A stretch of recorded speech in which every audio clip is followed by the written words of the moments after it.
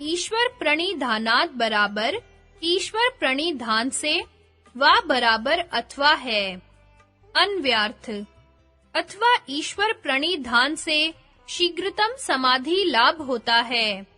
व्याख्या इस सूत्र में विशेष इस पद का पूर्व सूत्र से अनुवर्तन करने से आसन्नतम समाधि लाभ होता है, यह अर्थ निकालते हैं।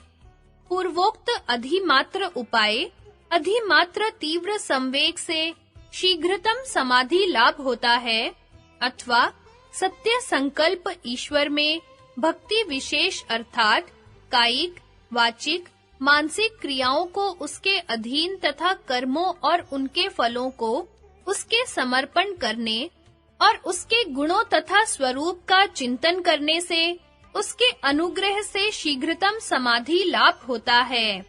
साधन पाद सूत्र 1 एवं 32 में ईश्वर प्रणिधान का सामान्य अर्थ ईश्वर की भक्ति विशेष और शरीर, इंद्रिय, मन, प्राण, अंतःकरण आदि सब करणों, उनसे होने वाले सारे कर्मों और उनके फलों अर्थात सारे बाह्य और आभ्यंतर जीवन को ईश्वर को समर्पण कर देना है। किंतु विशेष रूप से यहाँ ईश्वर प्रणिधान से जो सूत्रकार का अभिप्राय है, वह 28वें सूत्र में कहेंगे।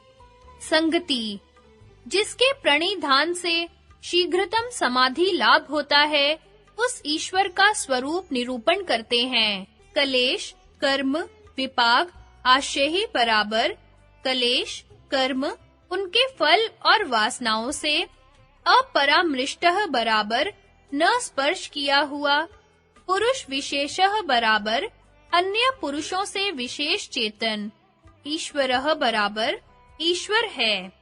अन्व्यार्थ कलेश, कर्म, कर्मों के फल और वासनाओं से असंबद्ध अन्य पुरुषों से विशेष चेतन ईश्वर है। व्याख्या कलेश जो दुख देते हैं वे कलेश कहलाते हैं। वे अविद्या, अस्मिता, राग, द्वेष, अभिनिवेश संज्ञक 5 प्रकार के हैं, जिनका स्वरूप सूत्र में बतलाया जाएगा। कर्म इन कलेशों से धर्म अधर्म अर्थात शुभ अशुभ और इनसे मिश्रित ये 3 प्रकार के कर्म उत्पन्न होते हैं। वेदों में विधान किए हुए सब प्राणियों के कल्याण की भावना से किए हुए कर्म धर्म और वेदों में निषेध किए हुए हिंसात्मक कर्म अधर्म है। जो परिपक्व हो जाते हैं वे विपाक कहलाते हैं, अर्थात उन सकाम कर्मों के फल सुख दुख रूप जाति, आयु और भोग जिनका सूत्र में वर्णन किया जाएगा विपाक कहलाते हैं। आशय फल पकने तक जो चित्त भूमि में पड़ी हुई सोती है वे वासना आशय कहलाती है, अर्थात जो कर्म अभी तक पककर जाति, आयु और भोग रूप फल नहीं दे पाए हैं, उन कर्म फलों के वासना रूप जो संस्कार चित्त भूमि में पड़े हुए हैं वे आशय कहलाते हैं। उपर्युक्त कलेश कर्म आदि चारों से जो 3 काल में लेश मात्र भी संबद्ध नहीं है वह अन्य पुरुषों से विशेष चेतन ईश्वर कहलाता है। ईश्वर के अर्थ हैं ईशनशील अर्थात इच्छा मात्र से संपूर्ण जगत के उद्धार करने में समर्थ। शंका जन्मादि यस्य यतः इस ब्रह्म सूत्र में ईश्वर को जगत की उत्पत्ति, स्थिति और प्रलय का करने वाला बतलाया है। इस प्रकार के लक्षण नहीं किए हैं। समाधान वहाँ प्रकरणानुसार ईश्वर का सामान्य लक्षण बतलाया है। उपासना में उपास्य के जिस स्वरूप को लेकर उपासना की जाती है उसके उसी स्वरूप में अवस्थिति होती है। असंप्रज्ञात समाधि अर्थात ब्रह्म के शुद्ध स्वरूप में अवस्थिति के इच्छुक उपासक को संस्कार की उत्पत्ति, स्थिति और प्रलय से कोई प्रयोजन नहीं है। उसको कलेश, सकाम कर्म, कर्मों के फल और वासनाओं से जो बंधन के कारण है, छुटकारा पाना है। इसलिए ईश्वर के ऐसे विशेष स्वरूप में उपासना करना उसको बतलाया गया है। शंका, कलेश, कर्म, विपाक आदि तो चित्त के धर्म हैं। पुरुष तो ईश्वर के समान सदा असंग और निर्लेप है। इसलिए ईश्वर में अन्य पुरुषों से कलेश आदि धर्म से रहित होने की विशेषता अयुक्त है। समाधान, यद्यपि सब पुरुषों में वास्तविक कलेश आदि नहीं है, तथापि चित्त में रहने वाले कलेश आदि का पुरुष के साथ औपाधिक संबंध है। अर्थात चित्त में रहने वाले कलेश आदि पुरुष में अविवेक से आरोपित कर लिए जाते हैं। जैसे योद्धाओं में जीत हार होती है, पर वह स्वामी की कही जाती है।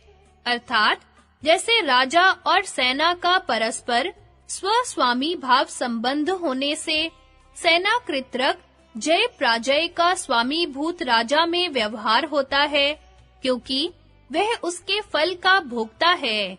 इसी प्रकार चित्त और पुरुष का भी परस्पर स्वस्वामी भाव संबंध होने से चित्त में वर्तमान कलेश आदि का ही पुरुष में व्यवहार होता है, क्योंकि वह उसके फल का भोक्ता है।